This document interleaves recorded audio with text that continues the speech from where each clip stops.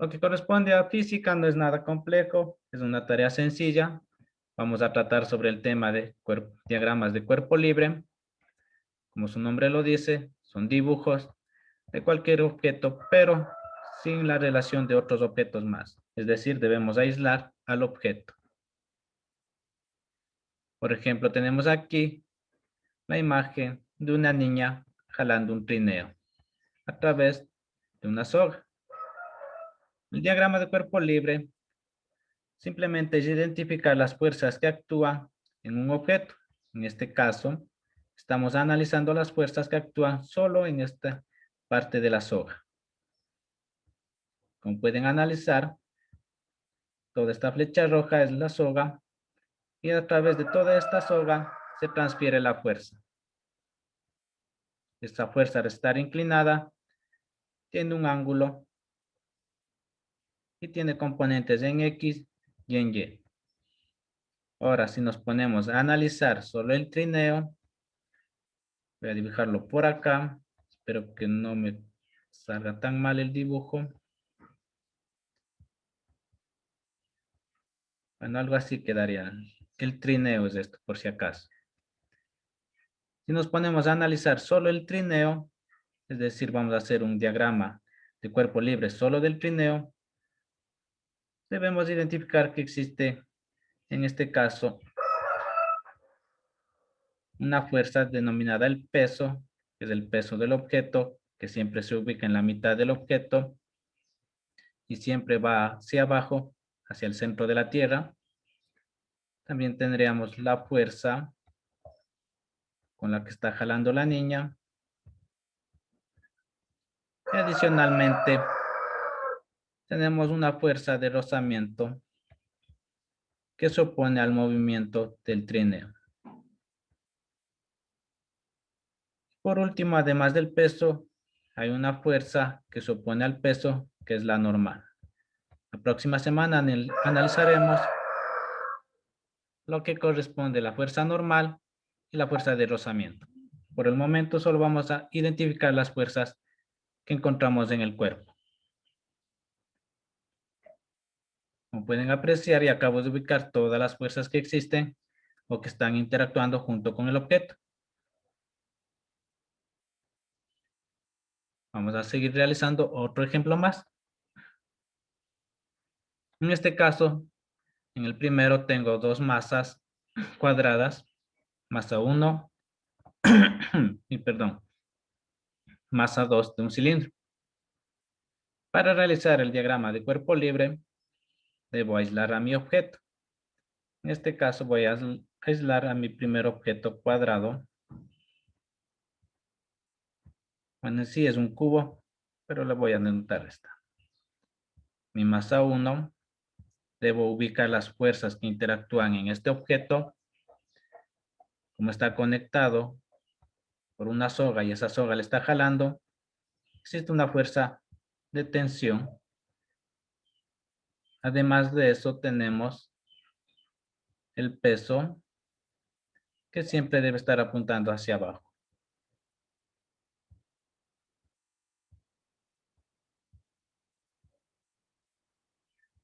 Y siempre que exista un peso, va a haber una fuerza normal. Y por último, como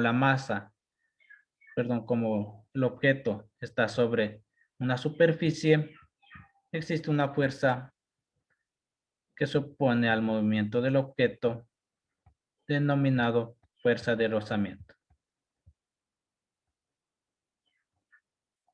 Y hasta aquí he terminado de realizar el diagrama de cuerpo libre de mi primer objeto, que es denotado con M1. Ahora voy a realizar del siguiente objeto, que es un cilindro, voy a ponerle un círculo. Y al igual que el anterior, debo ubicar las fuerzas que interactúan o que actúan sobre este objeto.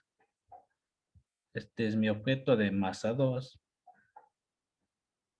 Igual que el anterior, existe un peso que se denota con la P y siempre está apuntando hacia abajo. Al existir un peso, también existe una fuerza normal.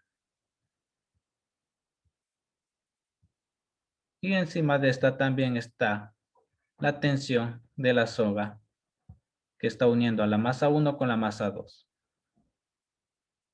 En este caso, como el objeto no está sobre alguna superficie, no existe fuerza de rozamiento. ¿Hasta que alguien tiene alguna pregunta?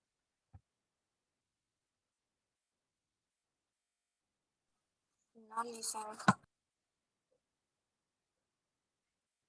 Listo, entonces quiero que me ayuden un voluntario para realizar el diagrama de cuerpo libre de este objeto de aquí.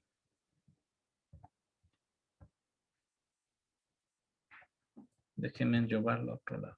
¿Algún voluntario que levante la mano?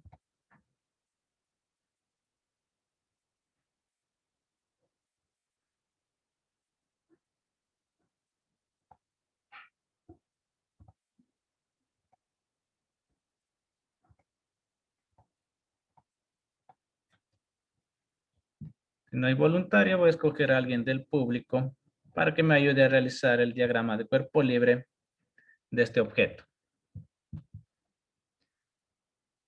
A ver, me ayuda la señorita. Dicen, disculpe, pero se le escucha muy bajito. No sé si seré solo yo. A ver, déjenme acercarme al micrófono. A ver, como les iba diciendo, vamos a realizar el diagrama de cuerpo libre de este objeto. De pronto hay algún voluntario que quiera participar, que levante la mano.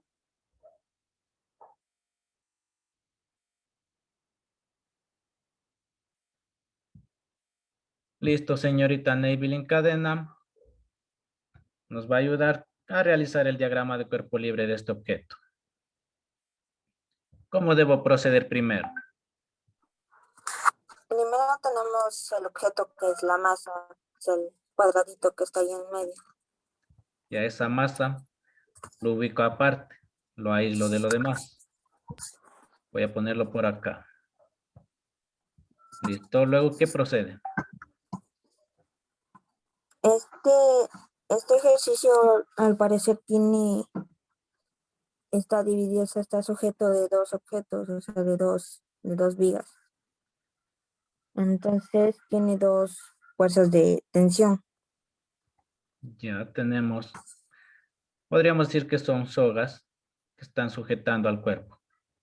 Como dijo, tenemos Ujú. dos sogas, por lo tanto, dos tensiones.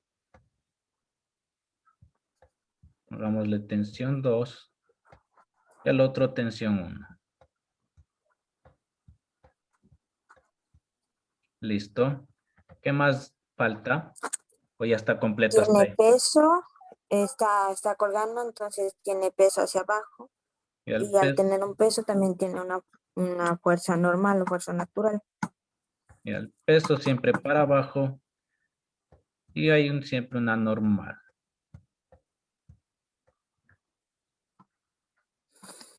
¿Algo más que falte a este dibujo? Al estar así colgando, Lice no tiene fuerza de rozamiento. En sí no es por estar colgando, sino porque no existe ninguna superficie en contacto con el objeto. Mm, ¿Ya hasta ahí? ¿O falta algo más?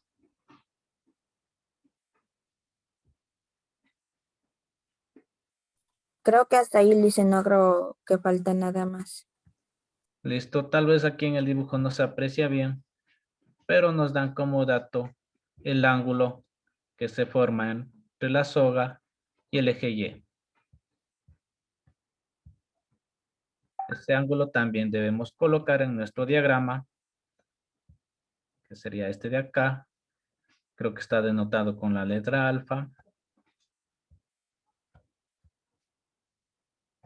Y tenemos listo el diagrama. Adicional a esto, debemos saber que las tensiones también se pueden descomponer. En el eje X tendríamos la tensión 2, haciendo referencia al eje X, y también en el eje Y. Eso lo veremos luego cuando ya entremos a resolver ejercicios de esta serie. Pero como adelanto, les puedo decir que la tensión se la puede descomponer en las tensiones que ocurren en el eje X y en el eje Y. Esto es todo de física lo que deben realizar. Como vimos, solo aislamos el objeto, graficamos las fuerzas que intervienen, las tensiones, ubicamos el peso, la normal, y el ángulo que se forma. A veces no nos dan como dato, a veces sí nos dan. En este caso nos dieron el dato del ángulo, por lo tanto lo colocamos. Tal vez hasta aquí alguien alguna pregunta.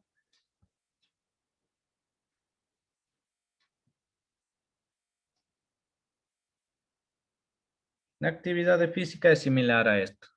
Tienen varios objetos y deben realizar el diagrama de cuerpo libre.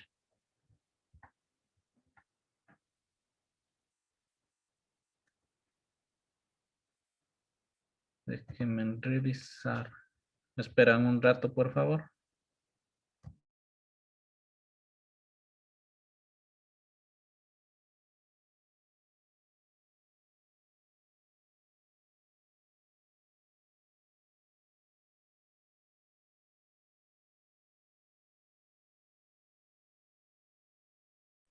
Dice,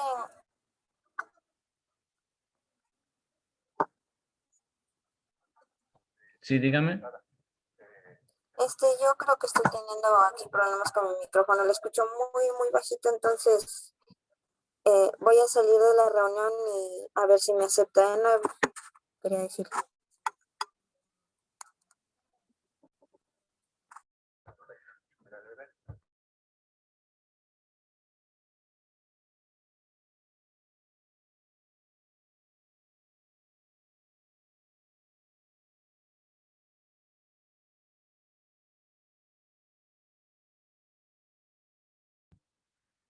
Listo, perdón por la interrupción. A ver, estábamos viendo los diagramas de cuerpo libre. Ya vimos dos ejemplos. Un ejemplo ya lo realizamos aquí. Tal vez hasta aquí alguien tiene alguna pregunta, o si no, para pasar ya al área de química. Las tareas son similares a esto. Deben realizar el diagrama de cuerpo libre, ubicar las fuerzas y nada más. ¿Pregunto a alguien alguna pregunta?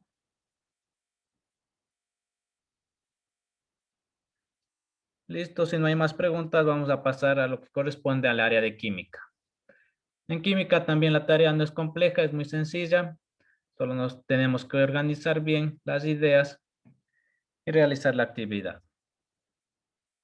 Para ello preguntar, a ver, voy a preguntar a la señorita María José Gordón, por favor.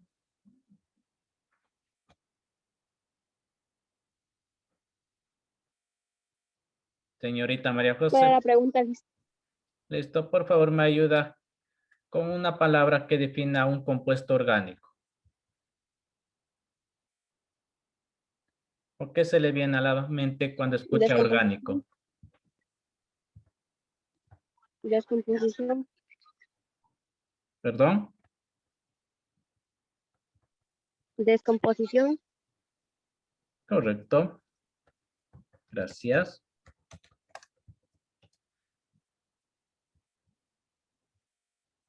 Y ahora voy a pedir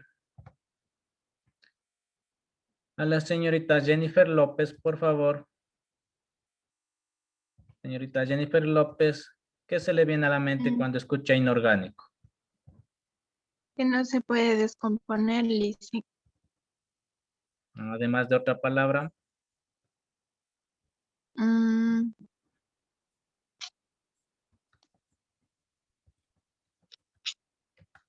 Otra palabra que se le venga a la mente cuando escuche inorgánico. mm,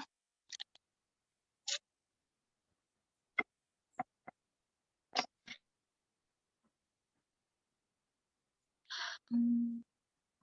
¿Alguien que quiera participar tal vez?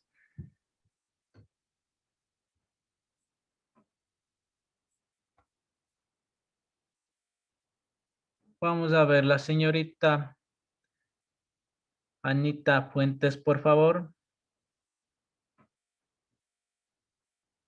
listen. ¿Qué se le viene a la mente cuando escucha inorgánico?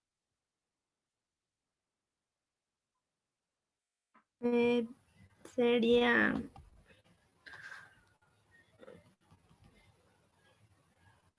inorgánico, dice el listening. Sí. ¿Qué se le viene a la mente cuando escucha inorgánico?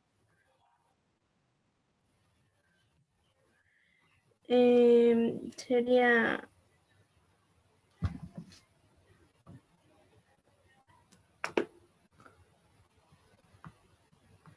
los metales que no se pueden descomponer y eso. Puede ser, pero en sí me gustó la palabra metales. Gracias. Y por último, vamos a ver si nos ayuda el señor Kevin Mora, por favor. Señor Kevin Mora, A ver, ¿en qué le palabra que se ayudo, le Licen? venga, otra palabra que se le venga a la mente al escuchar compuesto orgánico. ¿Perdón? ¿Qué palabra se le viene a la mente al escuchar compuesto orgánico? Compuesto orgánico. Sí, A mí se me viene a la mente que es algo que se puede degradar con el tiempo, con mucha facilidad. descomposición ya está, que es referente a lo que acaba de decir. ¿Otra palabra más? Compuestos orgánicos Sí. es algo que también sirve para la tierra, creo, y que contiene muchos nutrientes. Muchos nutrientes, ¿no? Como que ya nos salimos un poco más del tema.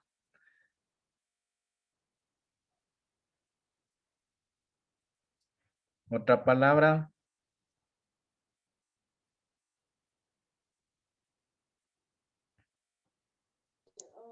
No sé qué más sería, Licen.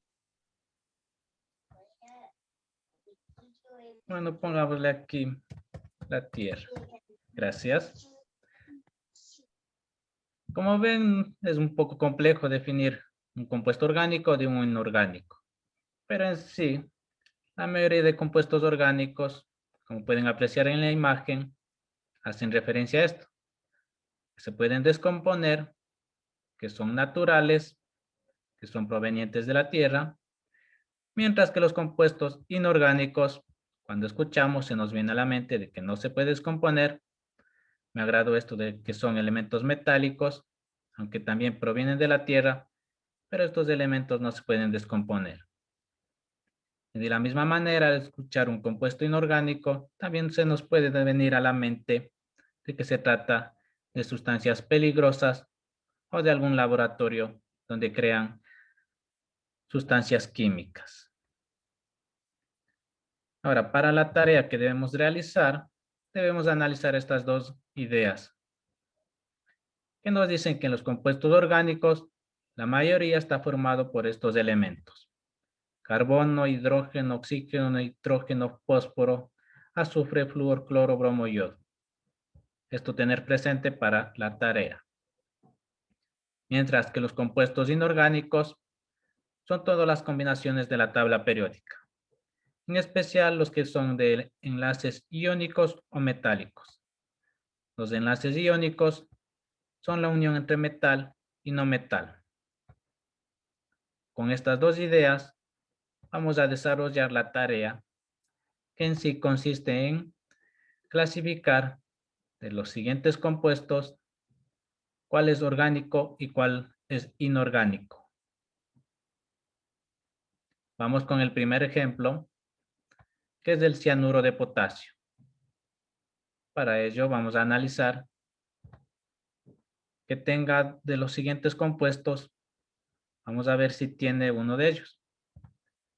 Tenemos potasio, carbón y nitrógeno. Para que sea un compuesto orgánico, debe tener debe tener carbón, correcto, nitrógeno, correcto. Solo el potasio no contiene Por lo tanto, vamos a ver si es un enlace iónico metálico o no metálico. Para ello debemos analizar la tabla periódica. La tabla periódica, vemos si el potasio es un metal o es un no metal. Déjenme agrandar un poco más la tabla.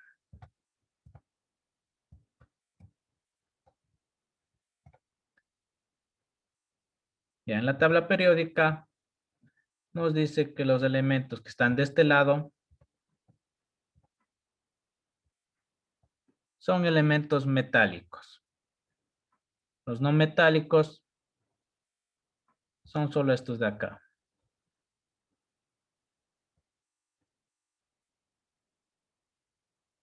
Aquí podemos darnos cuenta de que el potasio es metal y se está uniendo con dos no metales. Lo que nos pedía en la regla de los inorgánicos, que son la unión entre metal y no metal. Por lo tanto, el primer compuesto es inorgánico.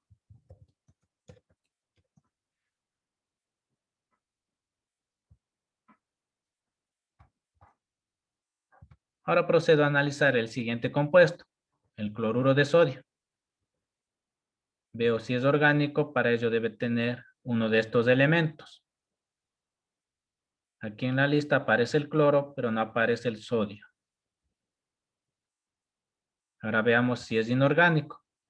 Para ello debo analizar si el cloro es metal o no metal. Busco dónde está el cloro.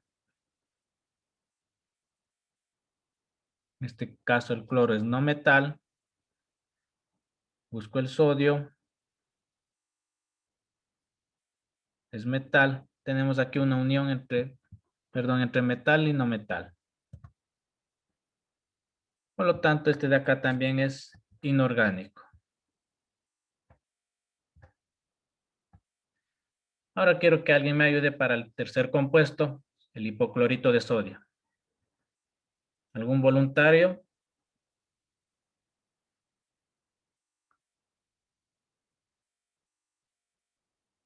Yo le hice. A ver, vamos a analizar el hipoclorito de sodio. Fíjese bien en los elementos que lo componen y veamos si están en la lista de los orgánicos.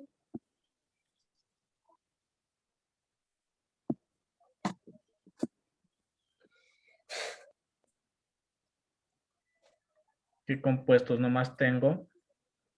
El cloro y oxígeno se encuentran en los compuestos orgánicos, pero el sodio no. Y el sodio no se encuentra. Entonces vamos a ver qué es el sodio.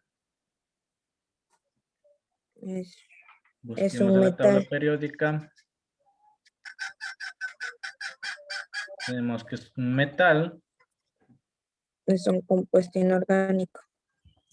Correcto, es inorgánico. El sodio es un metálico, mientras que el cloro y el oxígeno son no metales. Tendríamos la unión entre metal y no metal. Por lo tanto, es inorgánico. Muchas gracias. Y para el último compuesto, ¿algún otro voluntario?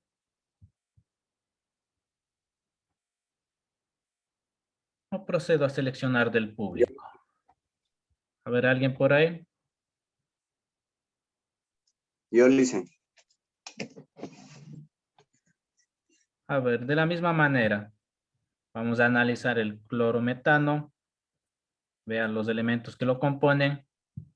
Y veamos en la lista de los orgánicos si encontramos estos elementos.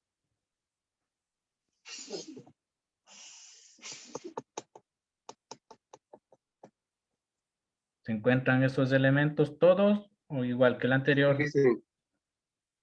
¿Perdón? Sí, listen. Sí se encuentran todos. Veamos. Sí, de los compuestos orgánicos. Tengo cloro, Es carbón e hidrógeno. Cloro, carbón e hidrógeno. Correcto. Como podemos apreciar, todos los elementos están en la lista de los orgánicos. Por lo tanto, este sí es un compuesto orgánico. Como ven, no era nada complejo. Solo debíamos definir qué compuestos son orgánicos y qué son inorgánicos. Tal vez hasta aquí alguien alguna pregunta.